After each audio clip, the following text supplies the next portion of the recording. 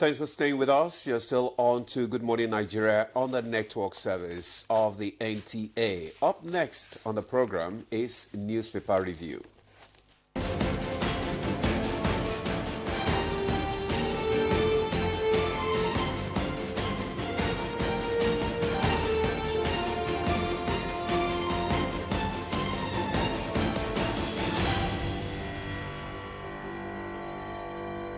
And we have Chukwudi Abuja ready to flip us through the papers. Good morning. How are you doing, Victor? I'm all right. Are you that weightless? I'm flipping you through the papers, eh? Yes. Demola, I think you're weightier than him. How are you doing, my dear?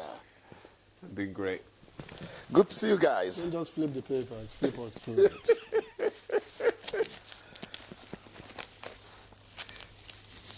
So, Victor. you want to start? Okay. Oh, okay. Okay, I can start. I have the Daily Trust newspaper with me. And just below the nameplate, we have how can we transform livestock sector into modern business? The minister, details on page 28. Military kills 10 terrorists at Nigeria-Cameroon border. Details on page 10. Ahead of ADC's meeting today, Atiku woos PDP leaders to coalition. Details of that story can be found on page 3 and 4. INEC proposes fresh guidelines for review of election results. Details on page 6.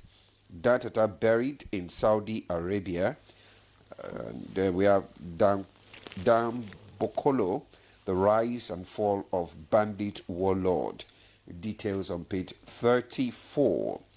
Lagos traditional ruler dethrones 6 chiefs for impersonating him at LP campaign. Details of that story can be found on page 13. Victor. All right. Now, I have the Business NG here. And the lead story reads, commercial paper market booms, outperforms T-bills, bonds with 30% returns as investors pile in. Okay, cash in 270 days, firms ditch loans for CPs. Investors stampede pushes CP market to 7.2 trillion naira. And just above that, that headline, in that tiny red strip, University Staff Union slams FG over delayed salaries, threatens legal action. That one is on page 2. And further down the line, PDP regroups for 2027 comeback, says God of Politics is with us. All right, let's move on to the People's Daily.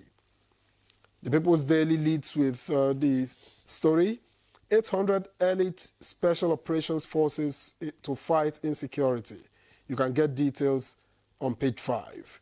And above it, FG delegation, Dangote, Tajuddin Dantata attend burial of late Dantata in Saudi Arabia. Details of that on page 10.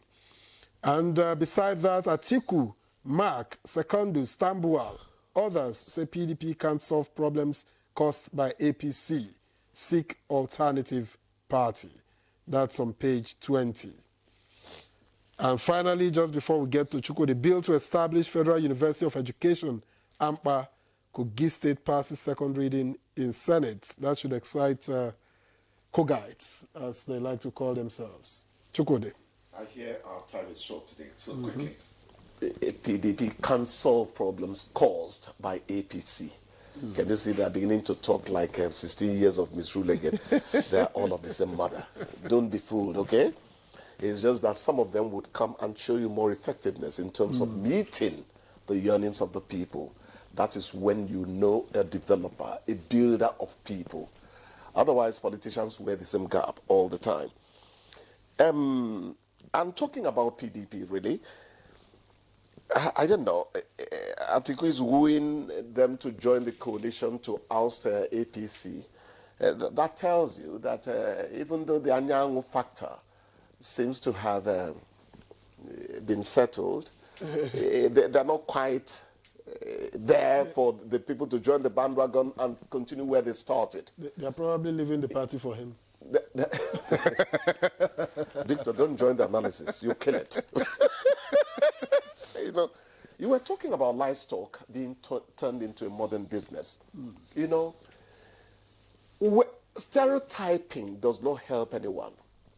When you mention livestock in Nigeria, the first thing that jumps into people's minds is Fulani herdsmen. Fine, the herdsman issue has to be settled. I liked how the army chief said the other time, you cross into another man's crops, that is not ethnic whatever, it is destruction of property. That is saying it the way it is. But if you try a little and move away from fixation, livestock will bring to this country the kind of foreign exchange you cannot imagine for one moment. So it is good for us to start thinking how to transform it into a modern business.